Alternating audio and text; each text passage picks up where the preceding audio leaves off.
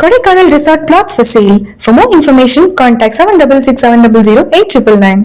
நீதிமன்றத்திலேயே ஐயா நீதிபதி அவர்கள் இருக்கும் பொழுதே அங்கேயே பிணை வாங்கியிருக்கிறதுக்கான வாய்ப்பு இருக்கு. ஆனா இவங்களுடைய நோக்கம் என்னன்னா ஒருவேளை மேலழுத்தமாக இருக்கும் என்று நினைக்கிறேன். நீதியரசர் அவர்கள் வீட்டிற்கு சென்ற பிறகு, பணி முடித்து வீட்டுக்கு சென்ற பிறகுதான் வீட்டிற்கு போக வேண்டும் என்ற நோக்கில் அவர்கள் செயல்பட்டதாக தெரிகிறது. செந்தமிழன் சீமான் அவர்கள் எங்களது தாய்ப்புலி ஐயோவோடு தொடர்பு கொள்ள வேண்டும் என்று நேரடியாக எனது அழைப்புக்கு வந்தார். ஐயா, நீங்கள் கலங்க வேண்டாம், உங்களுக்கு பின்னாலே பல லட்சக்கணக்கான பிள்ளைகள் இருக்கின்றோம், நான் இருக்கின்றேன் என்று கூறினார். இந்த பிணை எடுப்புக்கு அனைத்து பாடாற்றிய அந்த வழக்கறிஞர்களுக்கு எனது மனமார்ந்த வணக்கத்தையும் நன்றியையும் உரித்தாக்குகின்றேன். அல்லது இந்த பிணையில் என்னை தலைப்படுத்தி சிறையில் வைத்து அதன் மூலம் அச்சுறுத்தலால் என்னை அடிபடிய வைத்துவிட முடியும் என்று முயற்சித்தவர்களுக்கு அவர்களுக்கும் எனது நன்றியை தெரிவித்துக் கொள்கிறேன்.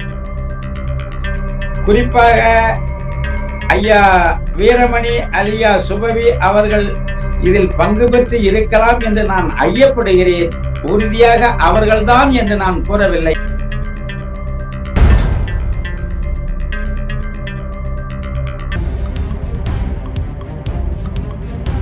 நீதியரசர்கள் உங்களிடம் என்ன கேட்டாங்க? அதை ஒண்ணுமே கையில என்ன பார்த்தாரு. உங்கள் மேல என்ன குற்றம் சாட்டப்பட்டு இருக்கிறது என்பது உங்களுக்கு தெரியுமான்னு கேட்டாரு.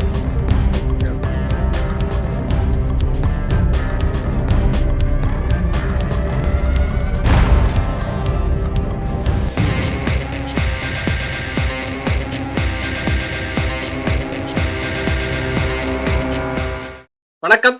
நம்மோடு வரலாற்று ஆய்வாளர் மரியாதைக்குரிய சாரங்கபாணி ஐயா அவர்கள் இருக்கிறாங்க.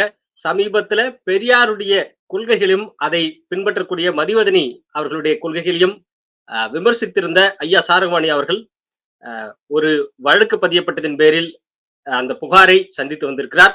அவரிடம் அது குறித்தும் அதனுடைய பின்னணி குறித்தும் விரிவாக கேட்டறிவோம். ஐயா வணக்கம். ஐயா வணக்கம். ஐயா, நம்ம ஏற்கனவே பேசி இருந்ததுதான், பெரியாருடைய கொள்கைகள் குறித்து விமர்சித்திருந்தீங்க. அதற்கான ஆதாரங்களையும் நம்முடைய சேனல்லயே பகிர்ந்திருந்தீங்க. இதற்கான இந்த புகார் அளிக்கப்பட்டது எங்கே? புகார்ல என்ன சொல்லப்பட்டிருந்தது? அதுல இது சம்பந்தமா கோவையில பிரபாகரன் என்ற வழக்கறிஞர் ஒரு குறிப்பிட்ட ஒரு பெண்ணை அவதூறாக பேசிவிட்டதாக என் மீது பல பிரிவுகளில் வழக்கு புகார் கொடுத்துள்ளார். ரேஸ்கோஸ் சாலை பந்தயச்சாலை காவல் நிலையம் கோவை அங்க கொடுத்திருக்காங்க. இது சம்பந்தமா அந்த காவல் நிலையத்தைச் சேர்ந்த காவலர்கள் எனக்கு சம்மன் வழங்குவதற்காக முயற்சி செய்திருக்கின்றார்கள். இந்த செய்தி எனக்கு தெரியாது. நான் கடந்த சனிக்கிழமை அன்று 12ஆம் தேதி சனிக்கிழமை அன்று எனது இளைய மகன் ஒசூர்ல இருக்காரு. எங்க வீட்டுக்கு துணைவியாரும் அங்கதான் இருக்காங்க. அவங்கள பார்த்துட்டு வரேன்ட்டு இரவு புறப்பட்டு ஞாயிற்றுக்கிழமை காலை அங்கு சென்று சேர்ந்தேன். அங்கு சேர்ந்த பிறகு வெள்ளிக்கிழமையே நெய்வேலியில் பெரியமான இருக்கிறார். அவர் வெள்ளிக்கிழமை குடும்பத்தோடு சென்னையில் ஒரு நிகழ்வுக்காக ஒரு ஃபங்க்ஷன், அதாவது ஏதோ ஒரு நண்பர் வீட்டுல ஒரு விழா மன நிகழ்வுக்காக சென்று விட்டார். அவரும் வீட்டில் இல்லை. அப்பொழுது கோயம்புத்தூரிலிருந்து இங்க காலையில வந்து காவல்துறை வந்து விசாரிச்சத எனக்கு பெரிய மகன் தொடர்பெடுத்து அலைபேசியில சொன்னாரு. அதற்கு பிறகு சரி, அவங்க சம்மன் குடுக்க வந்திருக்காங்க. பக்கத்துல குடுத்துட்டு போங்க அண்ணத்துக்கு. அவங்க குடுக்கல. நேரடியா ஐயா கிட்ட தான் குடுக்கணும் அப்படின்னு சொல்லிருக்காங்க. அவரு வெளியில இருக்காரு. இப்ப வர முடியாது. 2 நாள் ஆகும்ன்னதுக்கு, நீங்க கோவைக்கு வந்து நீங்க சம்மன வாங்கிக்கீங்க அப்படின்னு சொல்லிட்டு போயிட்டாங்க. சரி, இதுக்கு பிறகு நம்ம வந்து சும்மா இருக்க முடியாது. ஏன்னா காவல்துறை அவங்க கடமைய செய்றாங்க. நம்ம வழக்க சந்திக்கணும் அப்படின்ட்டு அதற்கான முயற்சியை எடுத்தோம். எப்படி அத அணுகுறது? தனிப்பட்ட முறையில நம்ம அங்க கோவையில வழக்கறிஞர்களை வைத்து அதை சந்திப்பதா? இல்லை நான் சார்ந்த நாம் தமிழர் கட்சியினுடைய இயக்கத்தின் மூலம் சந்திப்பதா போன்ற தெளிவுக்காக ராவணா வலையொலி ஐயா ஏகலைவன் அவர்களை தொடர்பு கொண்டு கேட்டேன். அவர் தெளிவாக சொன்னார், நீங்க தனியாக எந்த முயற்சியும் எடுக்க வேண்டாம். நீங்க நாம் தமிழர் கட்சியில் எந்த பொறுப்பில் இருக்கின்றீர்கள் என்றால், ஐயா பண்பாட்டு பாசறை மாநில ஒருங்கிணைப்பாளர் பொறுப்பில் இருக்கின்றேன் என்றேன். அப்படி என்றால் நீங்க தலைமையை அணுகுங்கள். அங்கே வழக்கறிஞர் பாசறை தலைமையில் இருக்கிறது. அவர்கள் மூலம் நீங்கள் இதை முன்னெடுப்பதுதான் சரியாக இருக்கும். அவர்கள் கோவையில் உள்ள வழக்கறிஞர் பாசறைகளுக்கு செய்தி அனுப்பி அங்கு இருப்பவர்கள் மூலம் இதற்கான நடவடிக்கையை மேற்கொள்வார்கள் என்ற ஒரு அறிவுறுத்தலை கொடுத்தார். அதன்படி நெய்வேலி தொகுதியினுடைய கள செயலாளராகவும் கள போராளியாகவும் இருக்கக்கூடிய மாநில ஒருங்கிணைப்பாளர் தம்பி பி வீரமணி அவர்களுக்கு உடனடியாக இந்த செய்தி தெரிவிக்கப்பட்டது. அவர் தலைமையோடு தொடர்பு கொண்டு தலைமை வழக்கறிஞர் பாசறை சார்பில் உள்ள மதிப்புமிகு வழக்கறிஞர் ஐயா சுரேஷ்குமார் சங்கர் போன்றவர்கள் மூலம் இதை மேற்கொண்டு நடவடிக்கைக்கு செய்தியை கொடுத்தார். அப்புறம் அவங்க என்ன செஞ்சாங்கன்னாக்கா, கோவையில இருந்த வழக்கறிஞர்களுக்கு செய்தியை கொடுத்து, அவங்க பிணை மனுக்கு முன்ஜாமீன் மனு போடுவதற்கான தக்க ஏற்பாடுகளை செய்திருக்கிறார்கள். அவர்கள் காவல் நிலையத்தில் அந்த வழக்கினுடைய குற்றப்பிரிவு எண்கள் தெரிந்தால்தான் பிணை கோர முடியும் என்ற காரணத்தால் அது காவல் நிலையத்தில் கேட்டிருக்கிறார்கள். அது சரியாக அவர்கள் கொடுக்கவில்லை. அதனால இவங்க குறிப்பிட்ட நாளில் அந்த திங்கள் செவ்வாய் அந்த நாட்களுக்குள்ளால பிணை மனுவை தாக்கல் செய்து பெற கொஞ்சம் காலதாமதமாகிவிட்டது. இதற்குள் கோவையில் இருந்து ஒரு சார்பாய்வாளர் எஸ்ஐ அவர்களுடைய தலைமையில் 5 பேர் கொண்ட ஒரு குழு டெம்போ டிராவல் என்று சொல்லுவோமே, அது காவல்துறை சார்ந்த அந்த வண்டியை எடுத்துக்கின்னு இவங்க ஒசூருக்கே வந்துட்டாங்க. இப்ப புதன்கிழமை 16/7/2025 புதன்கிழமை காலை நான் வீட்டுல படுத்து இருந்துட்டு அப்பதான் எழுந்திருக்கேன். இன்னும் கதவு திறந்து வெளியிலேயே வரல. வெளியால அழைப்போசை கேட்டது. கேட்டு கதவு திறந்தா அப்புறம் 2-3 பேர் நின்று இருந்தாங்க. காவல்துறையை சார்ந்தவர்கள் தான் நிக்கிறாங்க அப்படிங்கிறது எனக்கு தெரிஞ்சிடுச்சு. சரி, இவங்க கோவையில இருந்து இங்க புறப்பட்டு வந்துட்டாங்க. அப்ப நம்ம பிணைமனுக்கான ஏற்பாடு அது வந்து காவல்துறைக்கு முறையா சேரல. அதனாலதான் இந்த இடைப்பட்ட இடைவெளி கிடைச்சிருக்கு அப்படின்ட்டு உடனடியா நான் வந்து எங்க மாவட்ட நெய்வேலி தொகுதியினுடைய களப்பணியாளர் மாநில ஒருங்கிணைப்பாளர் வீரமணி தம்பிக்கு தொடர்பு கொண்டார். அங்க எனது இளைய மகன் பொன்னமான் என்பவர் வீட்டில் இருந்தார். அப்பதான் எழுந்திருக்கோம், காலை கடனை எதுவும் முடிக்கல. அப்புறம் வந்தாங்க, சரி போகலையான்ட்டான். ஆனா நான் பாட்டப்படல, வந்த காவல்துறை தோழர்கள் பாட்டப்பட்டாங்க. அவங்கதான் பாட்டமா இருந்தாங்க. 2-3 பேர் உள்ள வீட்டுக்குள்ள வந்தாங்க. கைபேசியில வந்து ஆவணப்படுத்தினாங்க, படம் எடுத்துக்கினே இருந்தாங்க. எதுக்கு அதெல்லாம்னா, இல்ல அது ஒரு பாதுகாப்புக்கு சேஃப்டிக்குன்னாரு. இதுல என்ன உங்களுக்கு பாதுகாப்பு இருக்க போகுது? அதை நான் ஒன்னும் மறுக்கல. ஏன் எடுக்கிறீங்கன்னு கேட்டேன். எடுக்கிறது அது சரி. நான் எங்க நகர்ந்தாலும் அந்த அசைவுகளை எடுக்க வேண்டியதில்ல. இப்ப நான் காலை கடனே முடிக்கல. கழிவறைக்கு போறேன். கழிவறைக்கு போனாலும் கதவு சாத்தாதீங்கங்கிறாரு. நான் எப்படி கதவு சாத்தாத கழிவறை உள்ள இருக்க முடியும்? அப்படி தொடர்ந்து அப்புறம் பல்லு விளக்குனா எல்லாமே ஒவ்வொரு அசைவுகளும் அவங்க ஆவணப்படுத்திக் கொண்டிருந்தார்கள். சரி, அதற்கு எந்த மறுப்பும் நான் கொடுக்கவில்லை.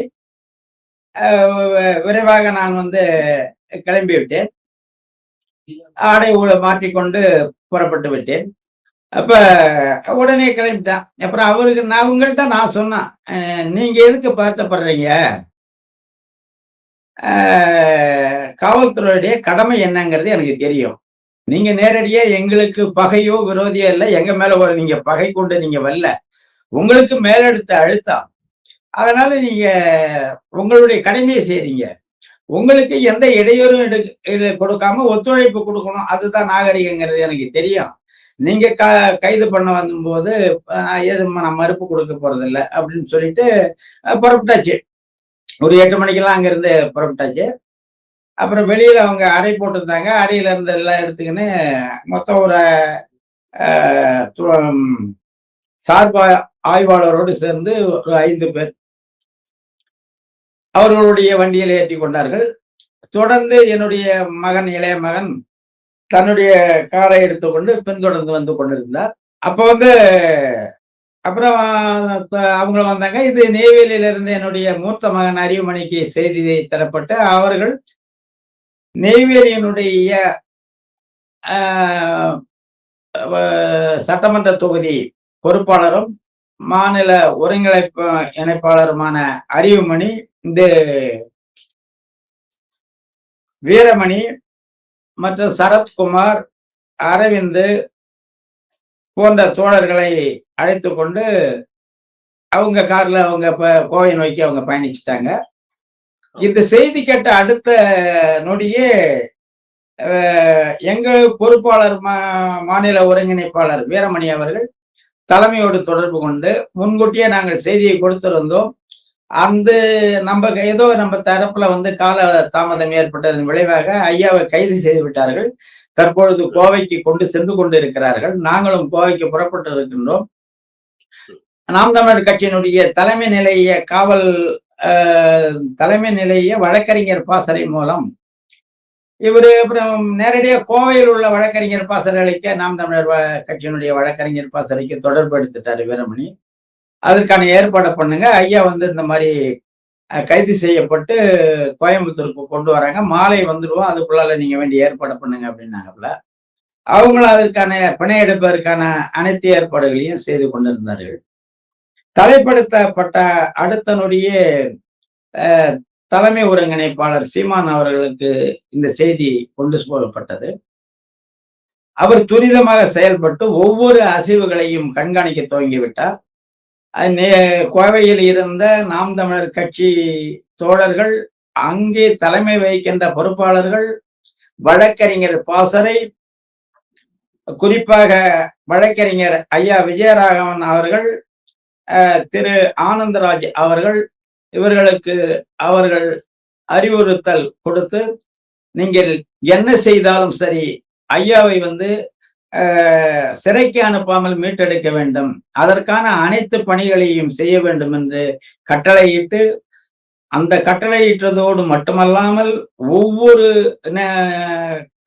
மணித்துளிக்குள்ள இடையிலேயும் அதை பின்தொடர்ந்து கண்காணித்து அவ்வப்போது என்னென்ன நடந்து கொண்டிருக்கிறது நிகழ்வு, எது வரைக்கும் இப்பொழுது என்ன பண்ணிருக்கீங்கன்னு பிணையில் விடுவிப்பு வரைக்கும் பின்தொடர்ந்திருந்தார்.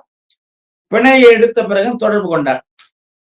இந்த நிலையில் மாலை 5 மணிக்கு நாங்கள் இந்த ரேஸ்கோர்ஸ் காவல் நிலையத்துக்கு கோவைக்கு கொண்டு செல்லப்பட்டேன். இப்ப நம்மளுடைய அணுகுமுறையை பார்த்ததான் காவல்துறையினரும் மிக மரியாதையாக நடத்தினார்கள். வேற எந்த வித நம்மளுக்கு மன உளைச்சலை கொடுக்கக்கூடிய எந்த நிகழ்வும் காவல்துறைகள் இல்லை. மிக மதிப்பாக நடத்தினார்கள். காலை உணவு, இடையிலே தேநீர், மதிய உணவு, இப்படி அவர்கள் கடமையை அவர்கள் சிறப்பாக செய்தார்கள். மாலை ரேஸ்கோர்ஸ் காவல் நிலையத்துக்கு ஒரு 5 மணி அளவில் வந்தோம். இதற்கு இடையே இந்த செய்தி கேள்விப்பட்டு கோவையில் உள்ள நாம் தமிழர் கட்சி தோழர்கள் ஒரு 50 பேர் அளவுக்கு காவல் நிலையத்துக்கே வந்து விட்டார்கள். சில ஊடக பிரிவும் புகைப்பட கருவியோடு நின்று கொண்டிருந்தது. வழக்கறிஞர் குழுவும் காவல் நிலையத்துக்கு வந்து விட்டார்கள். அங்கே போனதும் முறைப்படி அந்த தலை கைதுக்கான அனைத்து ஆவணங்களும் சரிபார்க்கப்பட்டு பின்பு நீதிமன்றத்தில் ஒப்படைக்கும் நிகழ்வு நடந்தது. நீதிமன்றத்திலேயே ஐயா நீதிபதி அவர்கள் இருக்கும் பொழுதே அங்கேயே பிணை வாங்கியிருக்கிறதுக்கான வாய்ப்பு இருக்கு. ஆனா இவங்களுடைய நோக்கம் என்னன்னா ஒருவேளை மேலழுத்தமாக இருக்கும் என்று நினைக்கிறேன். நீதியரசர் அவர்கள் வீட்டிற்கு சென்ற பிறகு, பணி முடித்து வீட்டுக்கு சென்ற பிறகுதான் வீட்டிற்கு போக வேண்டும் என்ற நோக்கில் அவர்கள் செயல்பட்டதாக தெரிகிறது. காலம் தாழ்த்தியது. அதே போலவே நீதியரசர் அவர்கள் தங்களுடைய இல்லம் சென்ற பிறகுதான் இவர்கள் என்னை அழைத்துக் கொண்டு அப்புறம் பொது மருத்துவமனையில் மருத்துவ பரிசோதனைக்கு உட்படுத்தி அங்கே இளம் பெண் காவலர்களை என்னை சுற்றி அந்த பாதுகாப்பு எஸ்கார்டுன்னு சொல்லுவாங்கல்ல, அதுக்கு நிறுத்தி ஒரு புகைப்படம் எடுத்துக்கொண்டு நீதியரசர் வீட்டிற்கு அழைத்து சென்றார்கள். உடன் கோவையைச் சேர்ந்த நாம் தமிழ் பிள்ளைகளும் வழக்கறிஞர் பாசறைகளும் இங்கு என்னுடன் வந்தவர்கள் நெய்வேலியில் இருந்து வந்தவர்களும் உடன் பின்தொடர்ந்தார்கள். அங்கு பெரிய கூட்டமாக இருந்தது. அப்புறம் காவல் ஆய்வாளர் கொஞ்சம் ஒதுங்கிருங்க, அது இடையூறா இருக்க வேணாம், நீதியரசர் முன்னாடி கூட்டம் போறது சரியா இருக்காதுன்னு எல்லாம் கொஞ்சம் ஒதுங்கி இருந்தாங்க. அப்புறம் ஐயா வந்த உடனே இந்த கைது ஆவணங்கள் நீதியரசரிடம் கொடுக்கப்பட்டது காவல்துறையால். கூடவே வழக்கறிஞர் நாம் தமிழர் கட்சி கோவை வழக்கறிஞர் பாசறை சார்பில் அங்கு குழுமி இருந்த 5-6க்கும் மேற்பட்ட வழக்கறிஞர்களில் அவர் விஜயராகவன், ஆனந்தராஜ் போன்றவர்கள் நீதியரசரிடம் பிணை தேவை என்றும் அதற்கான சட்ட பிரிவுகளையும் நீதியரசரிடம் கோரினார்கள். ஐயா நீதியரசர் அவர்கள் என்னை அழைத்து உங்கள் மீது என்ன குற்றம் சாட்டப்பட்டிருக்கிறது என்பது தெரியுமா என்று கேட்டார். ஊடகத்தில் ஏதோ செவி கொடுத்த ஓடே பெண்கள் மீது அவதூறு என்ற குற்றத்தின் கீழ் வழக்கு பதியப்பட்டதாக அறியப்பட்டுள்ளேன் ஐயா என்றார். அப்புறம் என்னுடைய உடல்நிலை வயது மூப்பு காரணமாகவும் வழக்கறிஞரை எடுத்துரைத்தார். காவல்துறையை பொறுத்த வரைக்கும் சிறைச்சாலைக்கு அனுப்ப வேண்டும் என்ற நோக்கில் செயல்பட்டதாக நாம் உணர முடிகிறது. இருந்தாலும் என்னுடைய சூழலையும் வயதையும் கருத்தில் கொண்டு என் மீது கருணை கொண்டு ஓர்ந்து கண்ணோடாது இறை புரிந்து யார் மாட்டும் தேர்ந்து செய்வதே முறை என்ற அந்த இறைமை நிலையில் நீதியரசர் ஐயா அவர்கள் இருந்து எனக்கு சொந்த ஜாமீன், சொந்த பிணையில் அன்று இரவுக்கு எனக்கு பிணை வழங்கினார். அதோடு காவல்துறையினுடைய பணி முடிந்து விட்டது. ஒரு அரை மணி நேரத்தில் அதற்கான ஆணையம் பிறப்பித்தார். நாளை காலை முறைப்படி 2 பிணைதாரர்களோடு நீதிமன்றத்தில் நீங்கள் நேர் நின்று நீங்கள் பிணையை பெற்றுக் கொள்ளலாம் என்றார். அப்படியே அங்க அறை எடுத்து தங்கி மறுநாள் வழக்கறிஞரோடு 2 பிணையை ஏற்பாடு செய்து, இது எல்லாமே கோவையில இருந்த தோழர்கள் எல்லாம் பண்ணிக்கினாங்க. அவங்க நம்மளுக்கு எந்த சிரமமும் இல்லை. அதுக்கு பிறகு மறுநாள் வந்து ஒரு மணிக்கு அங்கிருந்து விடுதலை பெற்றோம். 17/7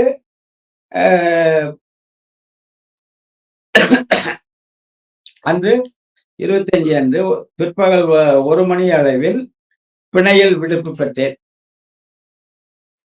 அதன் பின்னர் விடுப்பு கிடைத்தது உடனே அப்புறம் திரும்பி நீங்க புறப்படலான்னு வழக்கறிஞர் சொல்லிட்டாங்க. வழக்கறிஞர்கள் கூறிய பிறகு அப்புறம் திரும்பி வந்து வழக்கறிஞருடைய அறையில தங்கியிருந்தா கொண்டு பேசியிருக்கும் போது இதுவரைக்கும் ஒவ்வொரு அசைவுகளையும் உன்னிப்பாக கவனித்து கொண்டு தொடர்பெடுத்து கேட்டுக்கொண்டிருந்த நாம் தமிழர் கட்சியின் தலைமை ஒருங்கிணைப்பாளர் செந்தமிழன் சீமான் அவர்கள்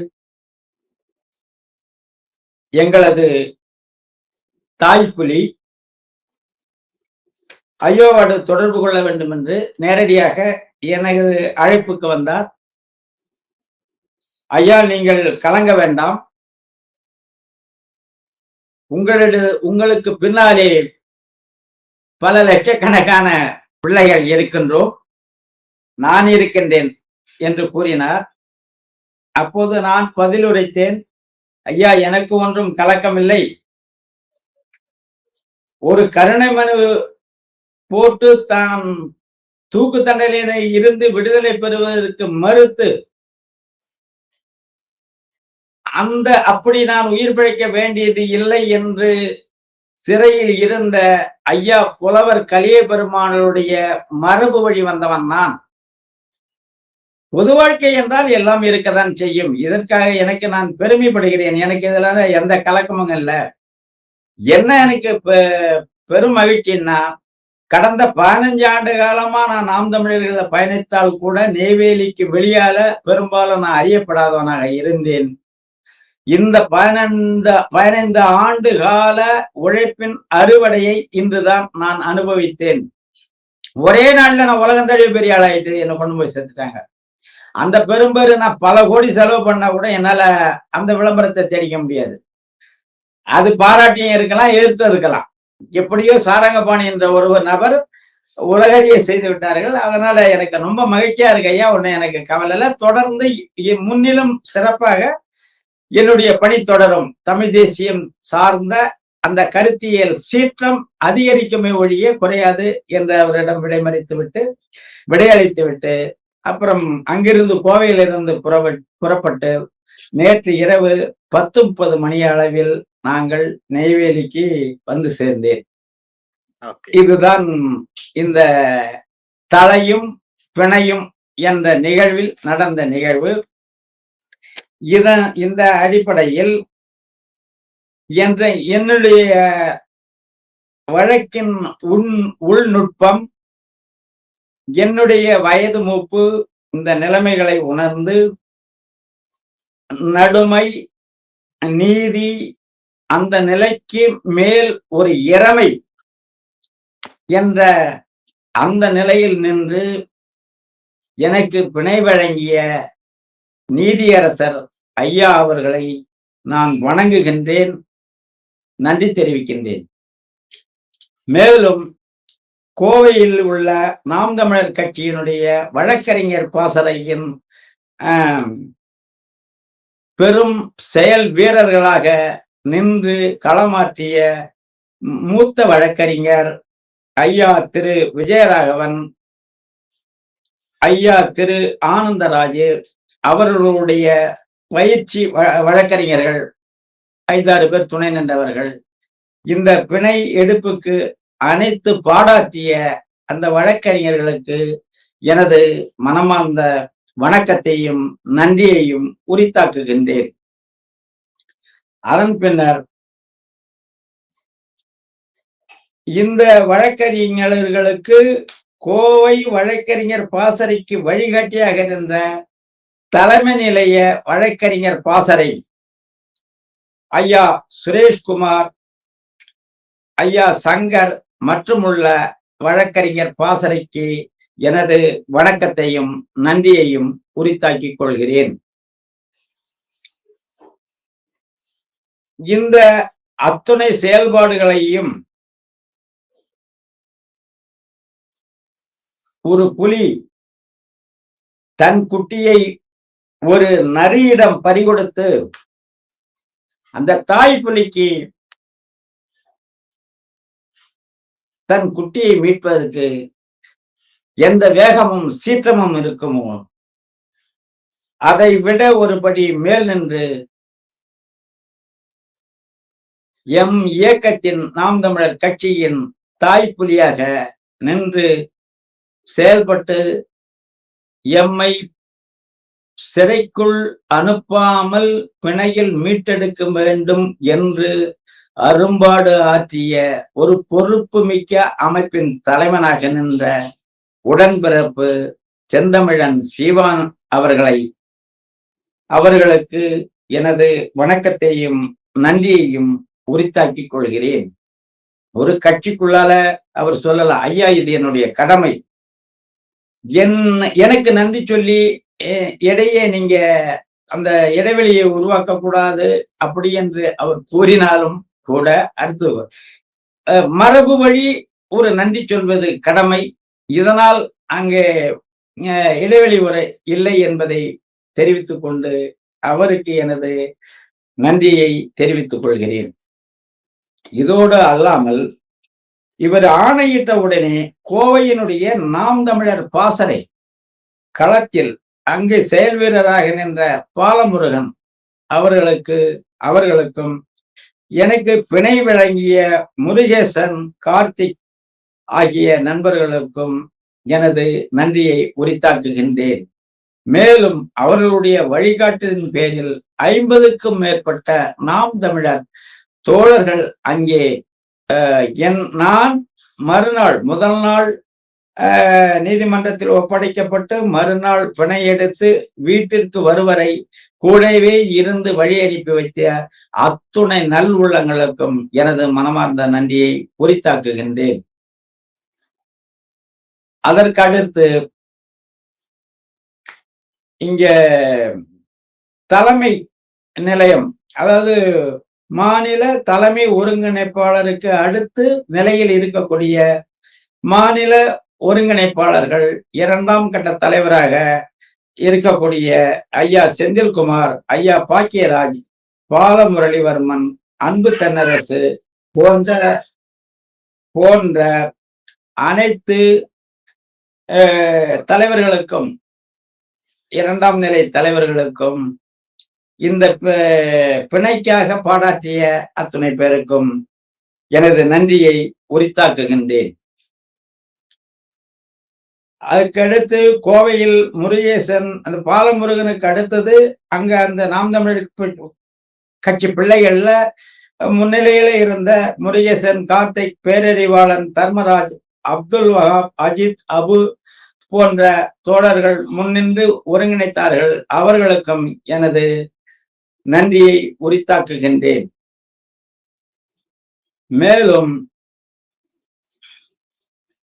இந்த செய்தி, நான் தலைப்படுத்தப்பட்டேன் என்ற செய்தி கேட்டவுடன் நாடெங்கிலும் இருந்து பல்வேறு தொடர்புகள் எடுத்து ஐயாவின் அந்த தலையும் பிணையும் எந்த நிலையில் இருக்கின்றது என்று நலம் உசாவி அவ்வப்போது கேட்டுக்கொண்டிருந்தவர்கள் ஐயா பாவல் சங்கர் அவர்கள், எரிமலை ராமச்சந்திரன் உடல்நிலை சரியில்லாத நிலையில் மருத்துவமனையில் இருக்கின்ற அவர்கள், எரிமலை ராமச்சந்திரன், ராவணா வலையொலியின் ஐயா ஏகலைவன், பாரிசாலன், வள்ளல் மீடியாவுடைய பாரிசாலன், டிஎன் மீடியா அதனுடைய நிர்வாக இயக்குநராக சென்னையில் செயல்பட்டு இருக்கக்கூடிய ஐயா சிவசங்கரன் போன்ற இன்னும் பலர்கள் எனக்கு அவ்வப்போது பேரன்பு கொண்டு நலம் விசாரித்தார்கள். இன்னும் நிறைய பேர் என்னோடு தொடர்பு எடுக்க முடியாமல் என்னை சுற்றியுள்ளவரோடு தொடர்பெடுத்து நலம் விசாரித்த நிறைய பெருமக்கள் இருக்கிறார்கள். அத்துணை பேருக்கும் எனது மனமார்ந்த நன்றியை தெரிவித்துக் கொள்கிறேன். மேலும் அமெரிக்காவில் இருந்து கொண்டு ஐயா மணியரசன், தோழர் மன்னன் போன்றவர்கள் இச்செய்தியை கேள்வியுற்று அவர்களும் டிஎன் மீடியா மூலம் நிகழ்ச்சியை உசாவி செய்தியை தெரிந்து கொண்டு ஐயா எப்படி இருக்கிறார் என்று நலம் விசாரித்திருக்கின்றார்கள். அவர்களுக்கும் எனது மனமார்ந்த நன்றியை தெரிவித்துக் கொள்கிறேன். மற்றும் என்னோடு தொடர்பெடுத்த எண்ணற்ற நாம் தமிழர்கள் கட்சி நெய்வேலியை சார்ந்தவர்களும், அதற்கு வெளியிலும் இல்ல ஆசிவகம் மெய்யியல் சார்ந்தும் தமிழ் தேசிய கருத்தியல் சார்ந்தும் என்னுடைய கருத்தை கேள்வி உற்றவர்கள், கண்டவர்கள், என் மீது பற்று பாசம் கொண்டவர்கள் பல பேர் தொடர்பு கொண்டு நலன் விசாரித்தார்கள்.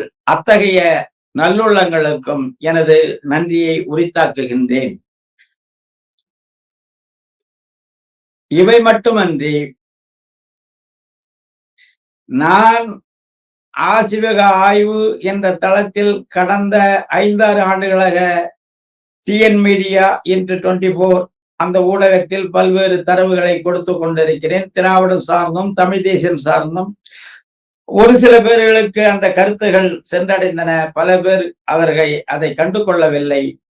இவ்வாறான சூழ்நிலையில் நான் மெனக்கிட்டு அமர்ந்து இங்கிருந்து சென்னை சென்று பல ஆயிரம் செலவு பண்ணி அமர்ந்து கொடுத்த செவிகள் என்னை இந்த வையகத்துக்கு அறிமுகப்படுத்தியதை விட, இந்த உலகுக்கு அது என்னை வெளிப்படுத்தி காமித்ததை விட போற போக்கில் ஒரு செவி கொடுத்தா, அதுக்காக உட்கார்ந்து திட்டமிட்டு கொடுக்கல. அந்த செவியினுடைய வெளிப்பாடு, அதனுடைய எதிர்வினைப்பாடு ஒரே நாளில் என்னை உலகறிய ஒரு பெரிய ஆளாக ஆக்கிவிட்டதை எண்ணி பேர் உவகை அடைகிறேன்.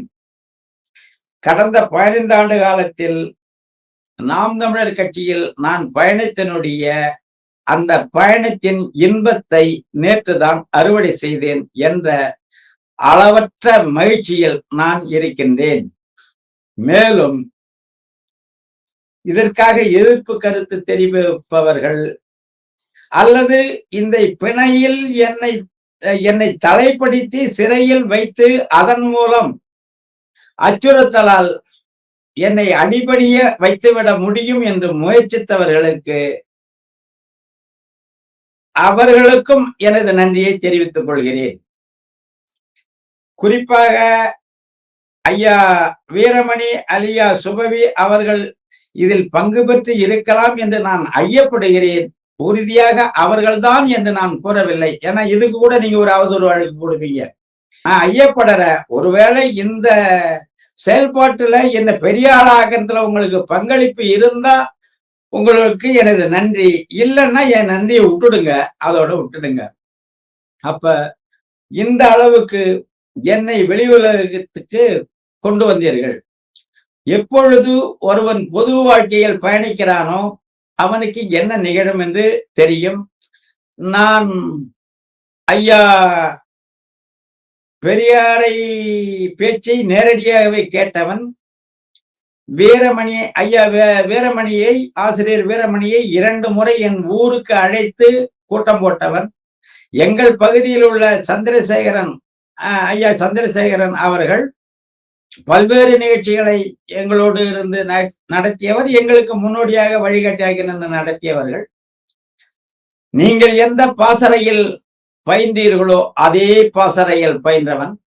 உங்களுக்கு எந்த மின்பாய்ச்சல் பின்பாய்ச்சல் தெரியுமோ அதுவும் எனக்கு தெரியும். ஆனால் இதை தாண்டி ஐயா, நீங்க திராவிட கழகத்தால் வெளியேற்றப்பட்ட ஐயா ஆணைமுத்து தமிழ் தேசிய விடுதலை இயக்கத்தின் பெரும் தூணாக நின்ற பேராசன் ஐயா புலவர் கலியபெருமாள், அதற்கு பின் அந்த இயக்கத்தில் வந்த தலைமைகள் எல்லோரோடும் நான் அறிமுகமானவன். ஈழ போராட்டத்தில் பல புலிகள் நெய்வேலியில் வந்து இருந்தபோது அரசு அவர்களுக்கு ஆதரவு கொடுத்த காலகட்டத்தில் ஐயா எம்ஜிஆர் அவர்கள் ஆட்சி காலகட்டத்திலும் உறுதுணையாக நின்று பணியாற்றியவன். இந்த வகையில் பொது வாழ்க்கையில் ஏற்படும் சங்கடங்கள் என்ன, எவ்வாறான அச்சுறுத்தல் வரும் என்பதை எல்லாம் உணர்ந்தவன். எனக்கு தமிழ் தேசிய கருத்தியலை 2006 அதற்கு முந்தின காலகட்டத்தில் கற்றுக் கொடுத்தவரும் என்னோடு கற்றுக்கொண்டவர்களும் பல பெரியோர்கள், சான்றோர்கள் இன்றும் அந்த தமிழ் தேசிய கருத்தியலை பேசிக்கொண்டு அவர்கள் தமிழ் தேசியத்துக்கு எதிரான திராவிட கருத்தியலின் அடி ஒற்றராக நிற்கின்றார்கள் என்பது எமக்கு தெரியும். உங்களைப் போல என்னையும் மாற்ற நீங்கள் முயற்சிக்காதீர்கள். கைது என்றவுடனே ஐயோ கொள்றானே அம்மா அப்பா என்று கதரும் பாரம்பரியத்தில் வந்தவன் அல்ல இந்த சாரங்கபாணி. மரண தண்டனை தான் என்று தீர்ப்பு வந்த பிறகும் ஒரு மன்னிப்பு கடிதம் கொடுத்தால், கருணை மனு வேண்டி இந்திய குடியரசுத் தலைவருக்கு கொடுத்தால் அந்த மரண தண்டனை மாற்றப்பட்டு ஆயுள் தண்டனையாக ஆக்கப்படும் என்று பல பேர் கெஞ்சிய போதும் நான் மரணித்தாலும் மரணிப்பேனே ஒழிய ஒருபோதும் என் செயல்பாடு நான் அறிய தவறென்று ஏற்றுக்கொள்ள மாட்டேன். என் உயிர் போனால் போகட்டும், பொது வாழ்க்கையில் புரட்சியாளனுக்கு இதுதான் நேரும் என்பது எனக்கு தெரியும் என்று கருணைமனை மறுத்து நின்ற மாவீரன் எங்கள் ஐயா புலவர் கலிய பெருமாளுடைய பாரம்பரியத்தின் வாரிசு. நான் பாரம்பரியத்தில் தோன்றியவன்.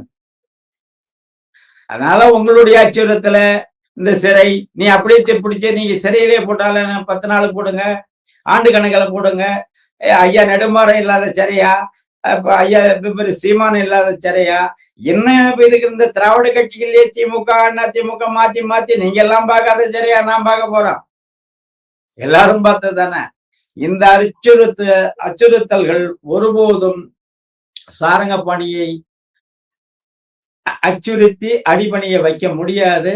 மாறாக மேலும் மேலும் எனது தமிழ் தேசிய சிந்தனை தோய்ந்த கருத்துகள் வீழ்ச்சி பெறும் என்பதை தெரிவித்துக் கொண்டு, இந்த தலையிலிருந்து விடுபட வைக்க, பிணையில் விடுபட வைக்க ஆதங்கப்பட்ட பாடாற்றிய அத்துணை நல் உள்ளங்களுக்கும், என்னால் குறிப்பிட முடியாத அளவுக்கு நிறைந்துள்ள அத்துணை நல்லுள்ளங்களுக்கும், இதையன்றி ஊடகங்கள் மூலம் இந்த கைதை கண்டித்து பல்வேறு கருத்துகளையும் பின்னூட்டங்களையும் தந்து ஆதரவு தந்த ஊடகங்கள், அந்த பின்னூட்டம் தந்த தோழர்கள் அத்துணை பேர்களுக்கும் எனது நன்றியை தெரிவித்துக் கொள்வதோடு, மீண்டும் ஒரு முறை அந்த இறைமைமிக்க நீதியரசர் ஐயா அவர்களுக்கு வணக்கத்தையும் நன்றியையும் செலுத்தி, தாய்ப்புலி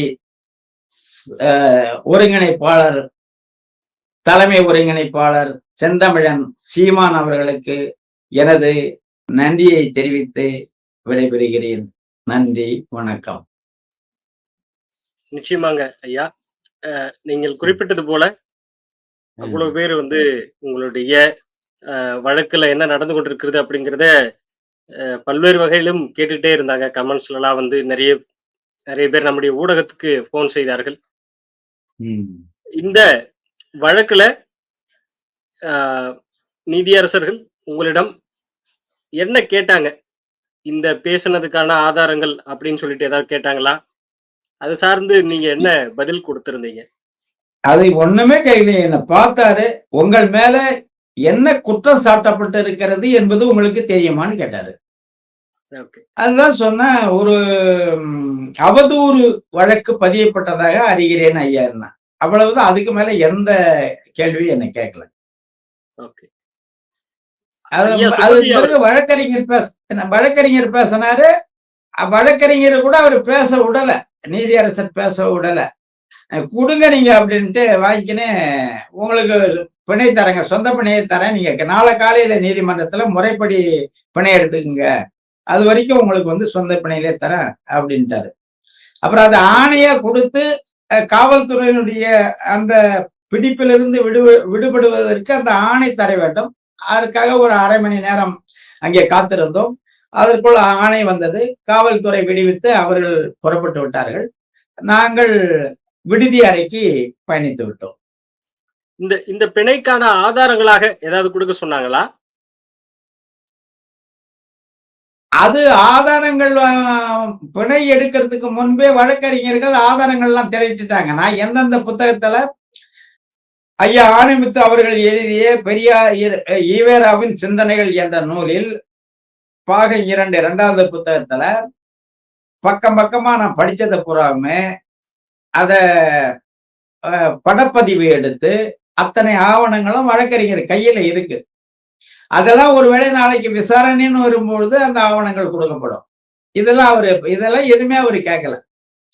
இது வெறும் நன்றி கூறுதல் பதிவு என்பதால இதுல வேற எதுவும் நான் கூற விரும்பல.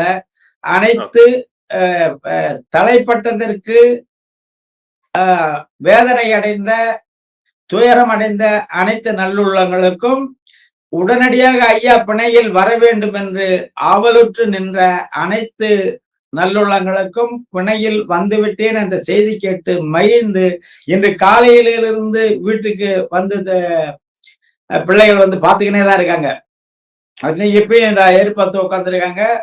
ஒரு என் வயதுல விட மூத்தவர் ஒருவர், அந்த ஆசிவகம் தமிழ் தேசிய சார்ந்த கருத்தியலை ஈர்ப்பு பெற்றவர். கோவையில் இருந்து ராத்திரி இரவே புறப்பட்டு என்னை நேரடியாக சந்திப்பதற்கு மத்திய பேருந்து நிலையம் நெய்வேலி நகரத்தில் வந்து இரவு அறை எடுத்து தங்கிட்டு இப்பதான் வீட்டுல வந்து என்னை சந்திக்கிறதுக்கு அமர்ந்திருக்காரு. நான் அந்த செவி கொடுத்துட்டு வந்துடுறேன் ஐயா அப்படின்னா, இப்படிப்பட்ட உள்ளத்துக்கெல்லாம் நான் எப்படி நன்றி சொல்றதுங்கிறதே தெரியல.